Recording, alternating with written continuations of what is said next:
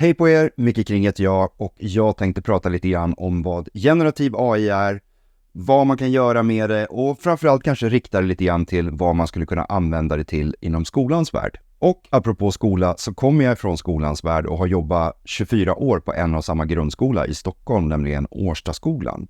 Sen februari 2023 så har jag jobbat på RISE, alltså Sveriges forskningsinstitut, på enheten livslångt lärande. Där jag bland annat jobbar med just skola, men lärande i stort också då. Så, generativ AI, vad är det bra för? Vad kan man göra med det? Ja, dels kan man göra så här.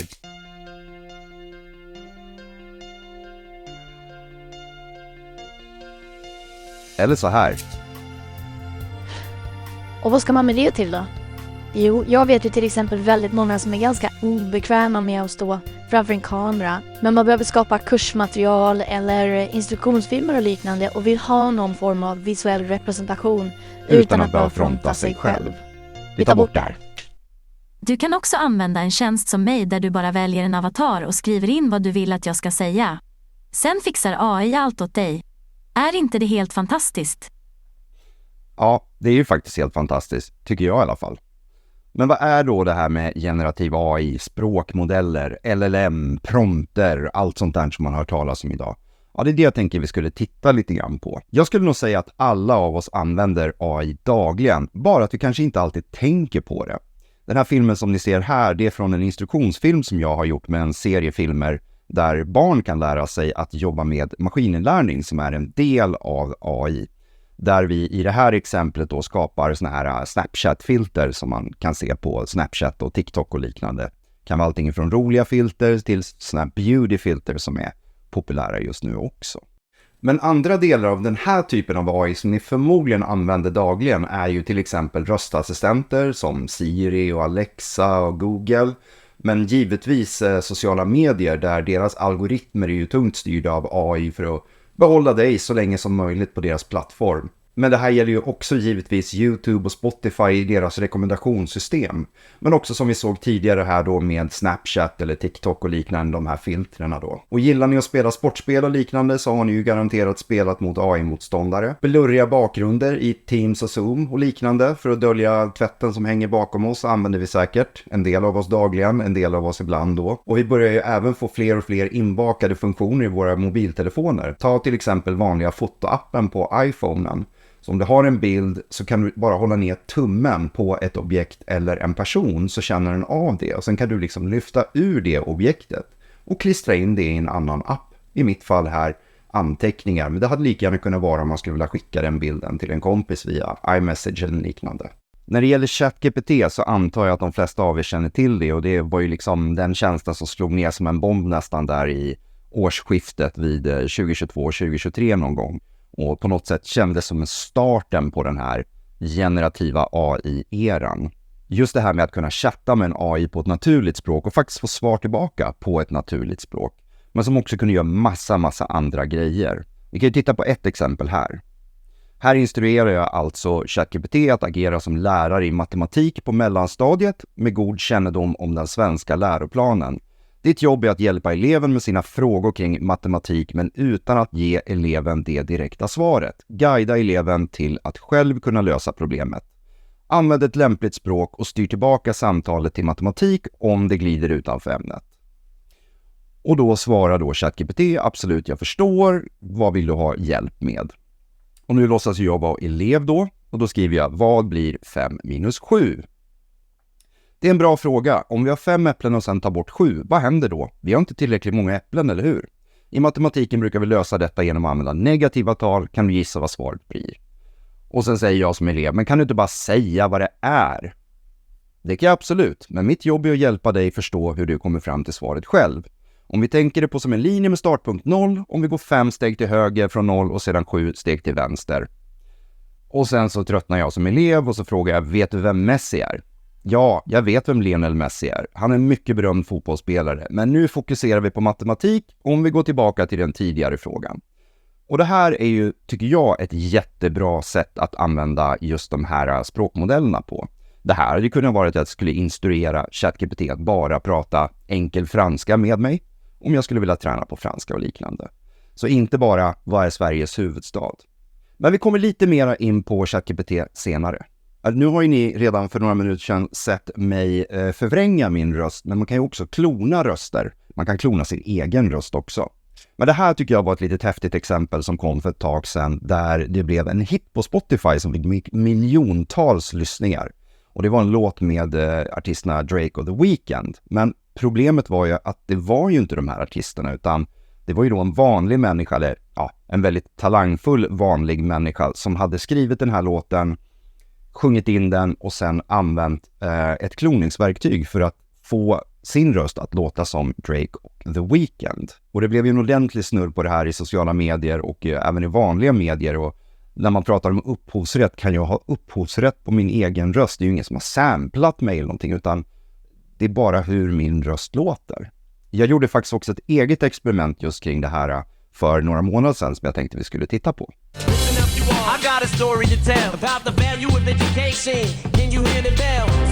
Hej på er, Micke här. I det här avsnittet så ska vi ta en liten titt på vad vi kan göra med AI och musik. Och i det här exemplet så ska vi se om vi kan få till en liten rap battle mellan Eminem och Snoop Dogg. Det första vi gör, det är att gå till ChatGPT och be ChatGPT skriva en rap in the style of Eminem om the importance of education. Nu när vi har fått vår text så kopierar vi den och går till uberduck.ai och väljer helt enkelt vilken rappare vi vill ha, klistrar in texten och sen så kör vi.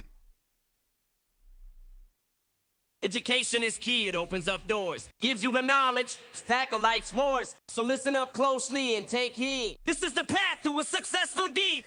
Sen så skulle jag också vilja ha en bild på de här två rappandes på scen bredvid varandra så att jag ber ChatGPT skriva ihop en prompt som jag sen kan skicka in i Stable Diffusion. Nu är det dags för det roliga, det är dags att börja skapa musik. Så att jag drar in mina ljudfiler på Eminem och Snoop i Logic och sen så bygger jag beats helt enkelt med de färdiga looparna som finns förpackade redan i Logic. Och nu är det bara att mixa ihop allting och klart.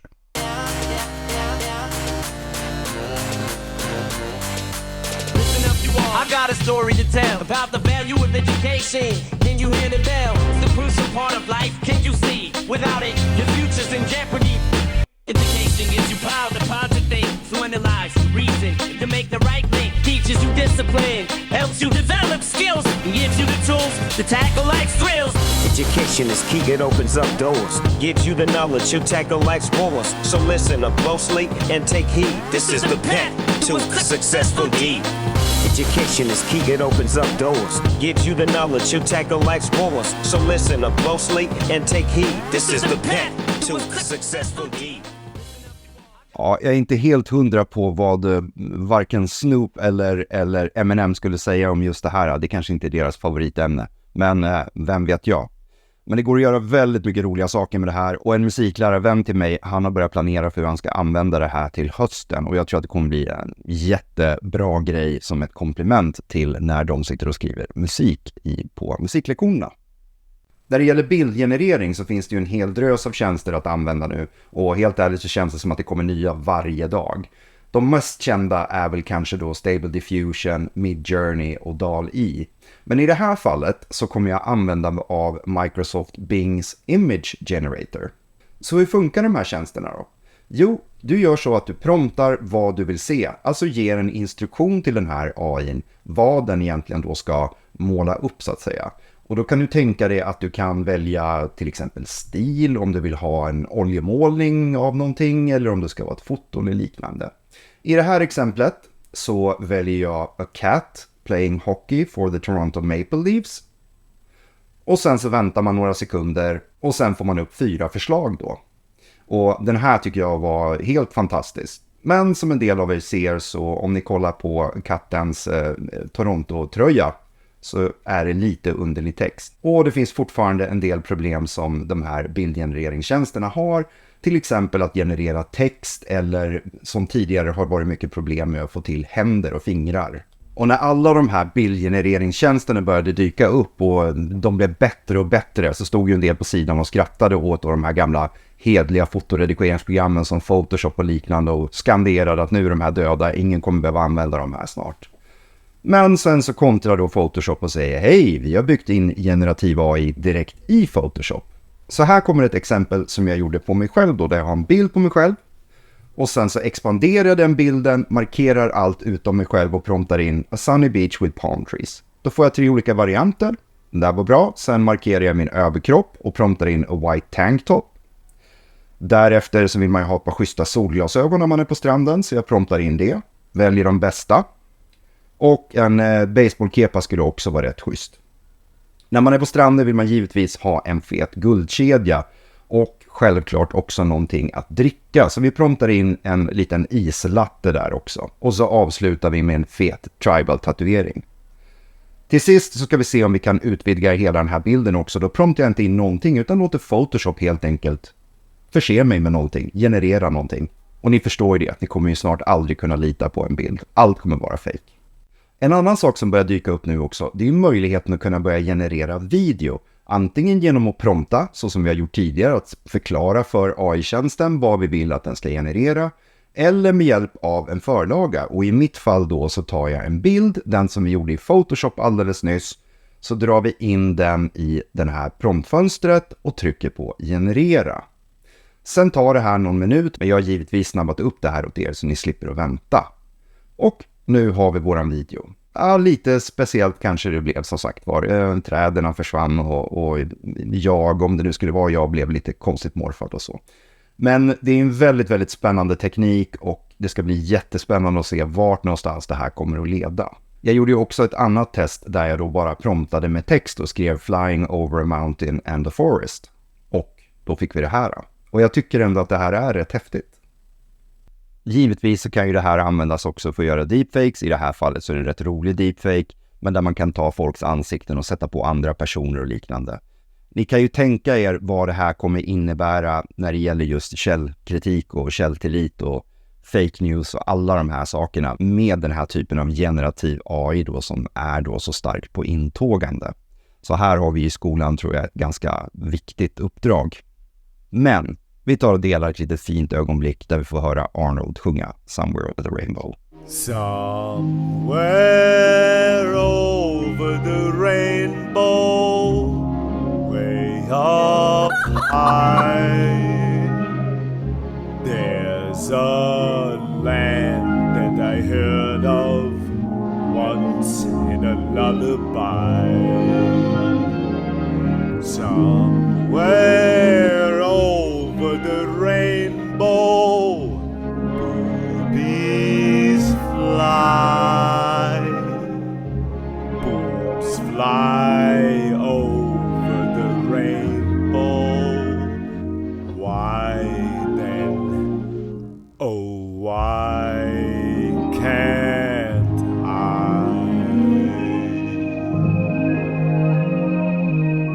Det är ju vackert så det förslår. Nu tror jag att ni har fått en ganska bra överflygning av vad generativ AI kan vara för någonting och vad man kan göra med den här tekniken. Det som är fascinerande och som är det här stora språnget, det är ju att den här tekniken är nu tillgänglig till oss, vi vanliga konsumenter och dödliga. Mycket av de här grejerna som jag visar er är sånt som man har kunnat gjort förut, men det har ju liksom varit förbehållet filmindustri och liknande. Inte för dig och mig. Så det är en riktigt fascinerande tid vi lever i rent teknologiskt. Jag tänkte att vi skulle ta oss en liten närmare titt också på just ChatGPT. Det här är ju en tjänst som vi vet nu att elever mer eller mindre använder dagligen, använder för att fuska, använder som hjälp och så vidare och så vidare. Och jag tror att det är viktigt att vi i skolan känner till hur de här tjänsterna fungerar. Det här är till exempel en del av en konversation som jag ser utspela sig på olika former av sociala medier i stort sett hela tiden, som lite poängterar vikten av just att ha förståelse. Där det då är en lärare som har misstankar om att hens elev har skrivit en uppsats med hjälp av ChatGPT och frågar efter råd hur hen ska veta om det är skrivet av ChatGPT eller inte. Och någon svarar oftast väldigt självsäker att det är bara att ställa frågan till botten: har du skrivit denna text? Klistra sedan in elevens text. Botten svarar ja eller nej, den kan inte ljuga. Svarar den ja så vet du att det är fusk. Och det här är helt fel. Det är helt fel. Och det här ser jag minst en gång i veckan. Tänk er att vara elev och ha lagt massvis med tid på att skriva en uppsats. Och sen får du tillbaka att nej, det är inte du som har skrivit den. För att ChatGPT sa så. Nu har ju Skolverket redan gått ut med förhållningsregler kring att man inte ska använda hemuppgifter till exempel som betygsunderlag. Men om det hade varit så, jag menar, vad händer då med den här rättssäkerheten i betygssättningen och den myndighetsutövning som det faktiskt är? Ja, men hur funkar ChatGPT egentligen då? Ja, det första vi kan säga bara lite kort, det är att ChatGPT är egentligen webbsidan och det här grafiska är interfacet, det som gör att du kan sitta och skriva med dem. GPT är språkmodellen som ChatGPT använder sig av. Men de här språkmodellerna, de baseras på sannolikhet och inte sanning. Det är lite förenklat givetvis, men har det i huvudet. Sannolikhet, inte sanning. Om jag matar in en mening som äpplen och bananer är en typ av, så är sannolikheten väldigt stor att den här språkmodellen med all sin träningsdata har sett en liknande mening hundratusentals, kanske miljontals gånger, och då kommer den svara frukt. Men den skulle också ibland kunna ta fel och tänka, vänta, Apple, är inte det en telefon? Och svara äpplen och bananer är en typ av telefon. Det är inte särskilt troligt och sannolikheten är inte särskilt hög, men det finns en risk. Och ibland hör man då, ja men chattbotten ljuger åt mig och så. Och det är väl kanske att vi tillskriver lite väl mänskliga drag till de här chattbottarna just för att de är så duktiga på att uttrycka sig i naturligt språk och att förstå naturligt språk. Men det bygger på sannolikhet. Modellen försöker egentligen gissa sig till vad är det mest sannolika ordet som följer det nästkommande ordet i den här meningen som jag ger dig nu. Så hur kan man jobba med de här språkmodellerna då? Jo, eftersom det bygger på sannolikhet och inte sanning så är det väldigt viktigt hur du promptar. Och prompt är ett ord som du kommer att höra i lång tid framöver. Och det är egentligen, man kan säga, instruktionen. Alltså det som du skriver in i chattfönstret i ChatGPT eller om du vill generera en bild eller liknande. Så ju mer information du petar in i den här prompten, desto mer kan ju då liksom den här språkmodellen smalna av inom vilken kontext, vilket område vi rör oss i. Så att sannolikheten blir ännu större att vi kan få relevanta svar tillbaka. Skriver jag bara till exempel säg något om Stockholm. Baserat på att jag skriver det på svenska så sannolikt så kommer den ju föreslå att Stockholm är Sveriges huvudstad. Men det finns ju flera städer i världen som heter Stockholm. Men som ni såg i ett tidigare exempel så hade jag ju lika gärna kunnat ge chattbotten en roll, det vill säga agera som turistguide och berätta de 5 mest intressanta sakerna om Stockholm i Sverige. Då har vi smalnat av kontexten och sannolikheten att vi får ett bättre svar tillbaka är mycket högre. Så om vi skulle titta på ett annat exempel på hur du som till exempel lärare skulle kunna använda dig av ChatGPT i ditt jobb, så skulle det kunna vara som det här exemplet då. Att jag promptar in agera som lärare för elever i 14-årsåldern och planera in en introduktion om den industriella revolutionen. Nu vet inte jag om man gör det i 14-årsåldern, men skapa därefter 4 lektionsplaneringar och sen får vi det då ifrån ChatGPT.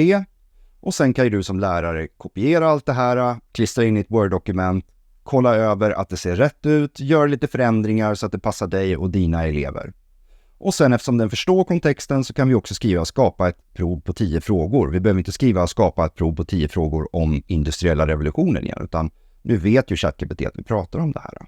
Och sen så får vi då 10 frågor som vi skulle kunna använda som en form av prov eller quiz till det här. Och slutligen, om vi bara tittar lite grann på några exempel på hur man skulle kunna använda ChatGPT i skolan, så för en lärare så planera lektioner som vi såg innan, men även planera hela ämnesområden, skapa prov eller quiz, exit tickets, testa kanske textbedömning, prova att ge kriterierna för hur en text ska bedömas med lite kunskapsmål och liknande och sådana saker. Skapa anpassat textinnehåll, och det här tycker jag är jättespännande. Jag vet att det är många klasser så finns det elever som behöver anpassad studiegång. Och de kanske behöver en mer lättläst text. Då skulle man ju kunna klippa ut den texten om den nu är digital, klistra in den i ChatGPT och ber att den skriver om texten på ett lättläst språk eller tillgängligt språk. Men du skulle också kunna be den att skriva på ett lättläst språk på urdu eller thailändska eller arabiska eller liknande. Och givetvis kioskvältaren skriva veckobrev. som jag vet att ungefär hälften hatar och hälften älskar. Och vad kan eleverna använda det här till då? Jo, som jag visade tidigare, man skulle kunna använda det som sin egen assistent inom olika områden och ämnen. Möjligheten att faktiskt kunna bolla och ställa de här 1000 frågorna för att jag förstår inte, kan du förklara på ett annat sätt, kan du förklara på ett femte sätt och så vidare och så vidare. Men också hjälp med inspiration. Att komma igång. Jag älskade att skriva i skolan, men för mig var det tuffaste så här, vad ska jag skriva om? Här skulle jag kunna be ChatGPT att ge mig 5 uppslag på en science fiction historia som jag skulle skriva. Läxhjälp, alla har ju inte akademiska föräldrar hemma. Och även om det kanske inte är rekommenderat att ge så pass svåra övningar så att elever inte kan lösa dem själv hemma, så kan det ju vara så att en del elever vill gå vidare och fortsätta att lära sig mer. Språkträning som jag pratade om tidigare, skrivträning. Den text man har skrivit kan man ju faktiskt klistra in i ChatGPT och be om feedback och få lite hjälp. Och samma där också, om det är saker man inte förstår så kan man ju faktiskt klippa ur ett helt stycke, klistra in och be den förklara vad det egentligen står där på ett enklare språk helt enkelt. Samma sak gäller givetvis rektorer, skriva tal kontra då veckobrevet. Sammanfatta, förklara lagar och policydokument. Jag vet att det är massvis med lagar som en rektor är tvungen att förhålla sig till. Strategisk planering, skriftlig kommunikation, skriva dokument som verksamhetsplaner och liknande där man skulle kunna förse chattbotten med kanske de hårda faktan och sen så be att den fyller ut resten själv. Det finns givetvis ännu fler områden och oftast brukar det vara så här att när man själv börjar labba och får sina fingrar ner i myllan, då kommer idéerna och tankarna om vad man själv skulle kunna använda det här till. Avslutningsvis så tänkte jag att vi skulle titta på några utmaningar med den här tekniken. Jag menar, AI är ju extremt kraftfullt och har ju en enorm potential som ni säkerligen förstår vid det här laget. Men med stor kraft kommer stort ansvar. Som alltid med ny teknik så kommer det ju nya sätt att göra mindre önskvärda saker. Och i skolans värld så har vi ju redan diskuterat fuskbegreppet och det är ju fortfarande en stor nöt att knäcka. Men vi börjar även se andra typer av rubriker i media med just det här röstkloning och andra typer av AI-bedrägerier. Nu förstår jag att många av er är rätt pepp på att komma igång och börja jobba med de här verktygen. Men det finns ju även några juridiska hinder. Och det första vi kan ta upp det är ju GDPR. De flesta av de här tjänsterna som vi använder, de är amerikanska och all data som vi skickar till dem hamnar ju då på amerikanska servrar. Så se till att prata med ert GDPR-ombud eller liknande som ni kanske har på er skola eller i er kommun. Och jag vet många av er till exempel som inte ens får registrera sig på de här tjänsterna med sin jobbadress för att det anses vara en personuppgift. Och det finns ju mycket som kan räknas som personuppgift, till exempel bild men även röst och video och liknande. Så tänk er för när ni använder de här tjänsterna att ni inte lämnar ut personuppgifter. Dessutom så finns det ju också en stor risk av att allt det vi stoppar in i de här AI-tjänsterna också används igen för att träna de här modellerna. Det andra man kan tänka på det är ju också att de flesta av de här tjänsterna har ju en åldersgräns. Så innan vi ber våra elever att använda de här tjänsterna eller att skapa konton på dem, så ta en titt på det också. En annan viktig sak att ha i åtanke, det är ju det också det här med som jag sa att det är mycket amerikanska tjänster. Det innebär ju också att de här tjänsterna är tränat på väldigt mycket amerikansk data. Så tar vi en språkmodell, till exempel ChatGPT eller liknande, så är ju den största mängden text som den tränas på är ju typ amerikansk text, kanske kinesiska och lite andra sådana språk. Det innebär ju också att det kan smygas in värderingar och liknande som speglas i de här modellerna. Och det är någonting som vi brukar kalla för bias. Så vad är då bias? Ja, kortfattat skulle man kunna säga när ett AI-system uppvisar en tendens eller förutfattad mening baserat på det här träningsdatat som den har. AI-system är ju inte opartiska utan de är ju bara så pass bra eller dåliga som det datat som de faktiskt har tränats på. Och det här kan ju då bekräfta olika former av fördomar, värderingar eller stereotyper. Så om till exempel jag skulle sitta och chatta med en chatbot och prata om abortfrågor eller fråga massa saker om abort, så finns det en stor risk att jag skulle få då amerikanska värderingar speglade tillbaka genom den AI-modellen. För att den har tränats på väldigt, väldigt mycket amerikansk text. När det gäller att generera bilder så ser ni här 2 exempel från 2 olika tjänster, men de har fått exakt samma prompt. Det vill säga ett foto på en framgångsrik vd. Så det jag vill skicka med er det är ju att ni har både det juridiska men också det etiska perspektivet när ni jobbar med de här tjänsterna. Men jag hoppas som sagt var att ni alla har fått en liten inflygning om vad generativ AI är för någonting och lite grann vad man kan göra med de här olika typerna av teknologier. Var inte rädda för att testa själva. Det är ju oftast då man får idéerna och liksom förståelsen för vad man faktiskt kan göra med olika typer av verktyg. Men tack så mycket för mig och har ni frågor så är det bara att höra av er. Ha det så bra!